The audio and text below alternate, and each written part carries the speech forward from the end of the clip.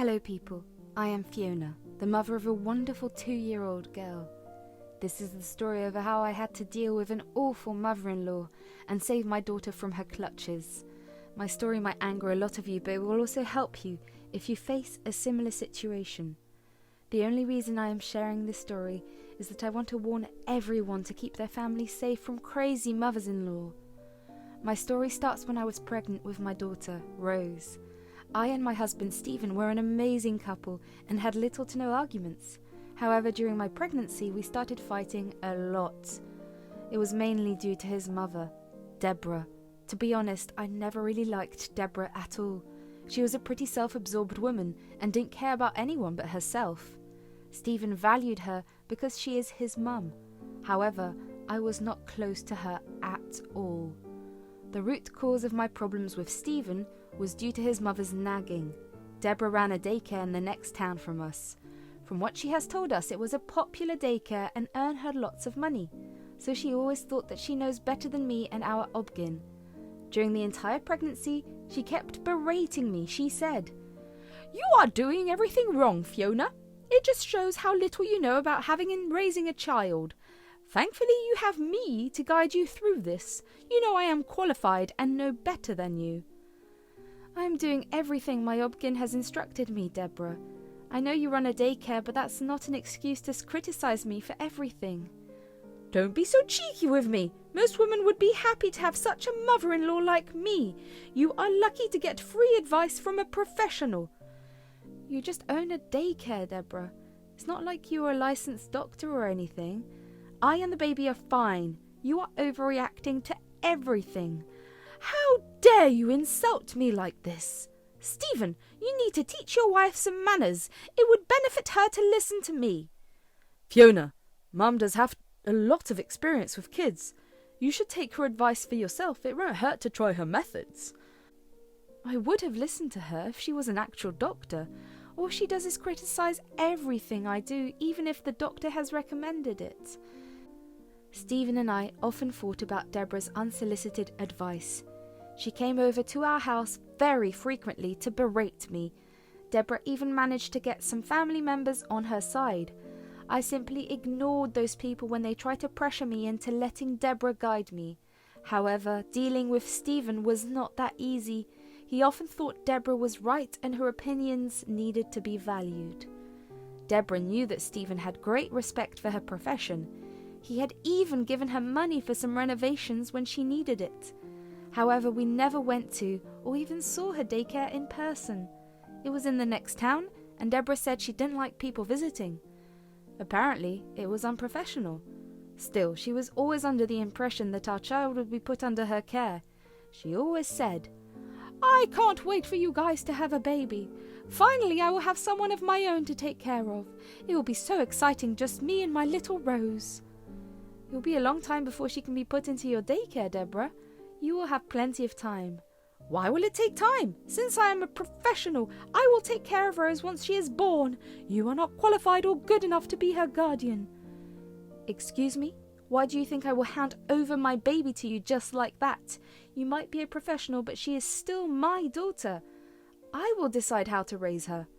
"Absolutely not. You have no experience and won't be a good mother to Rose.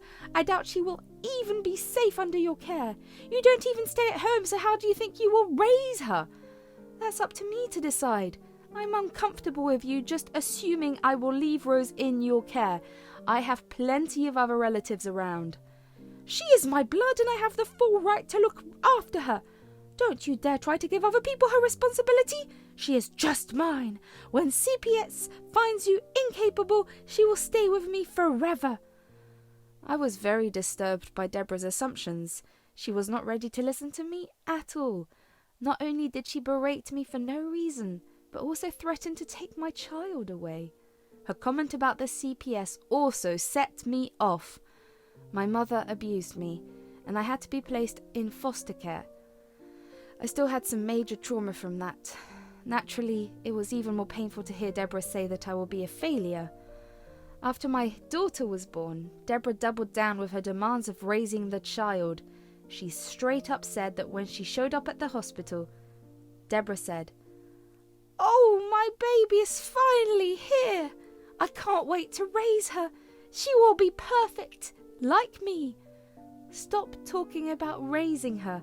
You are being disrespectful to me. She is my child and not yours to raise. Don't be so dramatic.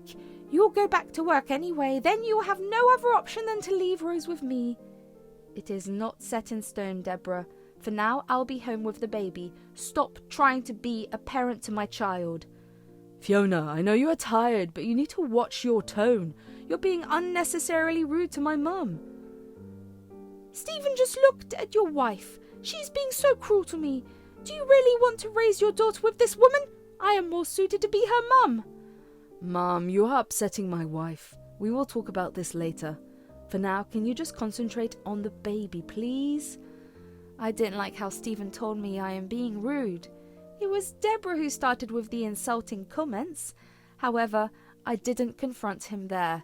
I waited till we went home from the hospital. Deborah was inviting herself over for a stay at the house. But I shut that down real quick and left her no room to argue. When we returned home, I said to Stephen, Stephen, I have already told you that I am uncomfortable leaving Rose with Deborah. You have just heard a couple of rude comments from Deborah. Relax, Fiona, you're overreacting a little. She was just a little rude today. It wasn't that bad. I have been hearing a lot more when you are not around. You know how I feel when someone constantly tells me I will fail as a mother. I know how you feel, Fiona.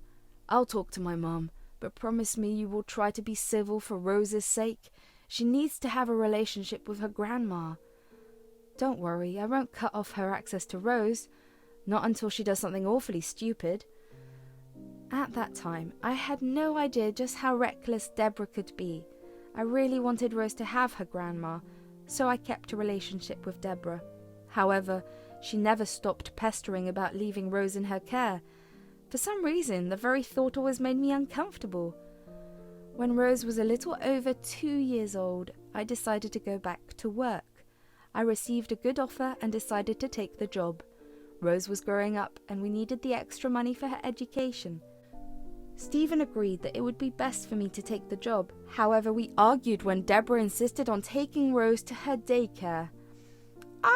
So now that you are off to work, Rose can finally stay with me. I will pick her up every morning at 9. No need to collect her from my daycare. I'll drop her off at the house as well. Wait a minute, Deborah. We haven't even told you anything about Rose being in your care. Well, you are going back to work and need a good daycare. I am family and the perfect person for this job. Who else would look after her? We will have a tour of all the daycares and then decide on one. You can give us your daycare address so that we can go check it out. Why do you need to check out my daycare? It will be perfect for you. I might not have fancy advertisements, but that doesn't mean you have to be suspicious of me. Fiona, there is no need to visit her daycare. She is my mom. I'm sure she will take good care of Rose. No, I am firm in my decision. We will tour all the daycares here and then decide. If Deborah wants us to consider her, she needs to allow us to go see her daycare. Well, Deborah never gave us the address. She was practically forcing us to let her take care of Rose while she also works at her daycare. No matter what I said, she didn't even want to give up the name of her daycare. That made me suspicious. Later, when I told Stephen about my doubts, he accused me of being dramatic and vain. His accusations really hurt, so I dropped the topic. However, I put my foot down and found a different daycare in our town. Stephen was also firm in his decision to name Deborah as our emergency contact at the new daycare. With everything set, I was ready to go back to work. I didn't want to tell Deborah my joining date because Stephen never told her about our new daycare arrangements. I understood his dilemma and tried my best to keep Deborah in the dark. However, my joy only lasted for about a month. Deborah showed up at the house one morning before I left for work. Stephen was already on his way and I was getting ready to drop Rose at the daycare. Deborah stormed in and said, "What is this that I'm hearing about Rose being in a different daycare? I already told you I will be taking care of her." "Cut it out, Deborah. We never agreed to keep her at your daycare. You were the one who assumed this on your own. I and Stephen made the joint decision of putting Rose in this daycare. You are on their emergency contact list as well. I don't care. My child will not go anywhere other than my place. You will pull her out of this horrible place and send her to mine. Absolutely not. She is happy where she is. We also trust this place and access to its security cameras. I know you won't allow those things. Of course I won't allow those. I am her grandma and I don't need you monitoring me. You may have put her in a different place, but it won't be for long. I will make sure of it. What is that supposed to mean? I will have my grandbaby under my care. Just wait and see. You can't keep me away from her. Deborah said that and left. However, I had a bad feeling in the pit of my stomach. I knew Deborah wasn't someone who threw around empty threats, so I was a little uncomfortable with our conversation. However, I took Rose to her daycare and went to work. I was having a hard time concentrating on work that day. My instincts said something was going to happen. And my instincts have always been right.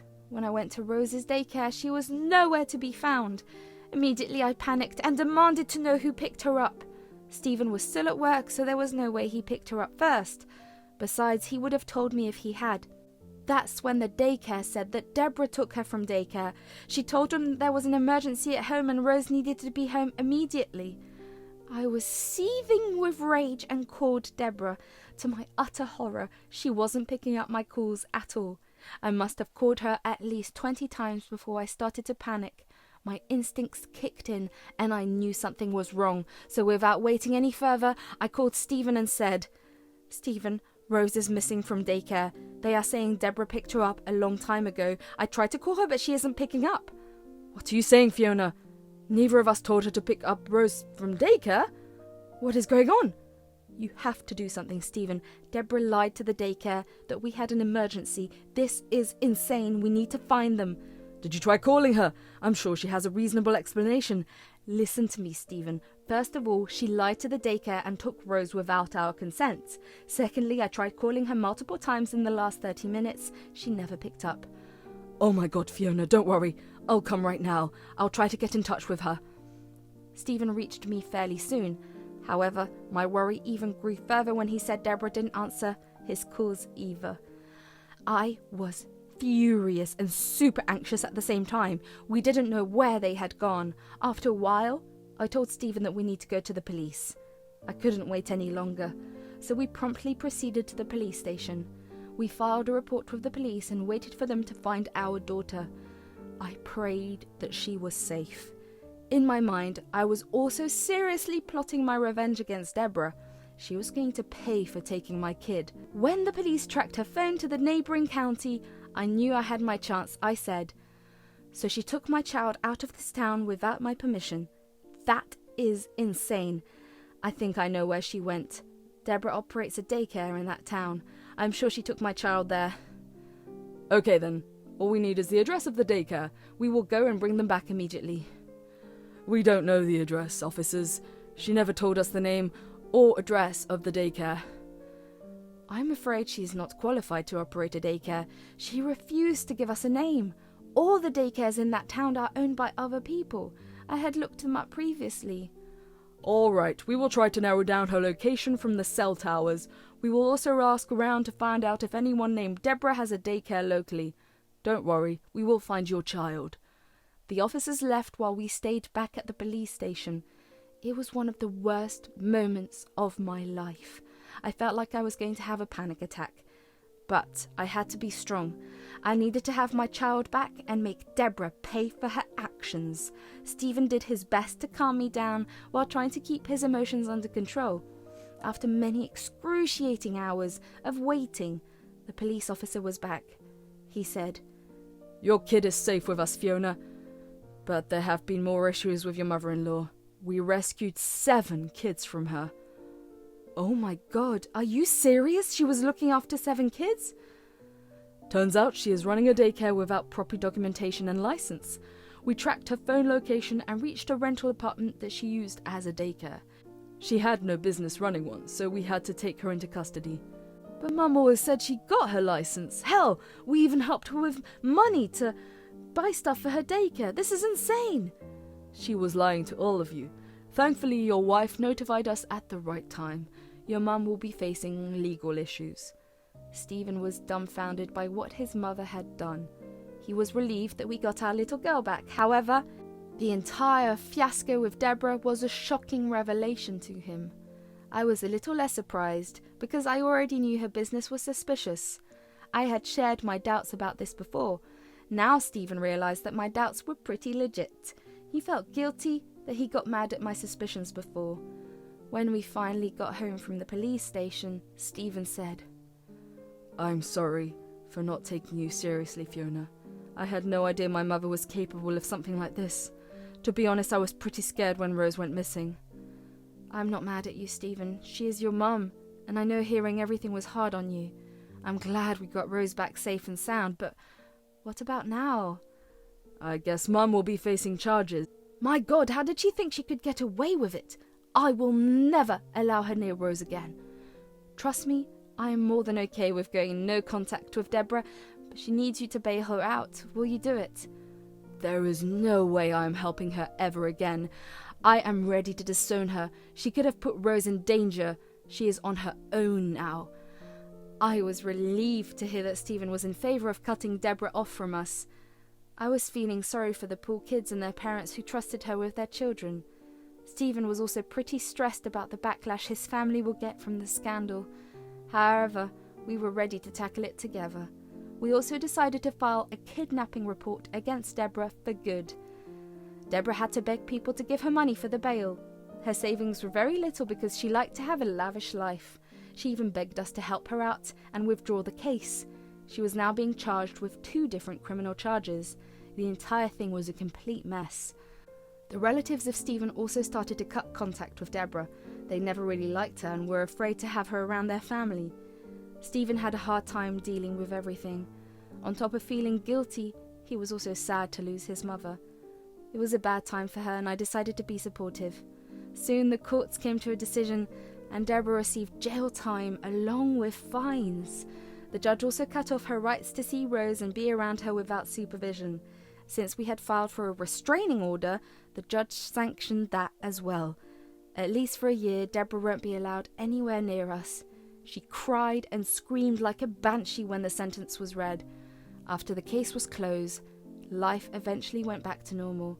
Rose is living her best life as usual. She's too young to remember much about what happened with Deborah. I and Stephen have started therapy to make better communication with each other. So far, it has been working pretty well. Deborah is still in jail and we won't hear from her anytime soon. If she tried something again, she would be promptly put back in jail. Meanwhile, I am relieved we were able to cut her off and have her presence out of our lives.